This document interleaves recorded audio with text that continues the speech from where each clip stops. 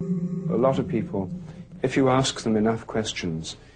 you can find a moment when they had an experience of awe as a child, which something made them want to be a scientist. I had several. I was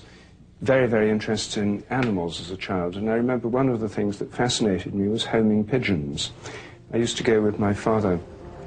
to the local railway sidings, where every Saturday morning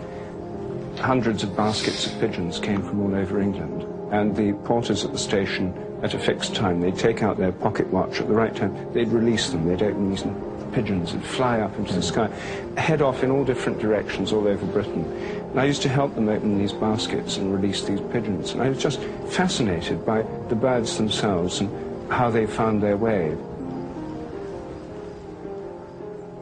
I think, though, when people get absorbed in writing grant applications and in day-to-day life in the laboratory, or recedes into the background, and there's something in the spirit of modern science which, on the one hand, has opened up whole new perspectives for wonder, but there's something about the spirit in which it's done that rather diminishes wonder. You know, it says all that stuff's just sort of stuff from the past, we've now figured it out. As soon as you think we're so clever because we've figured it all out, it does have an awe-diminishing effect. And instead of a recognition of that greater interconnectedness, which I think the mystic state is about, it's about a feeling of connection to something greater than oneself, not just an idea, but an experience of that connection.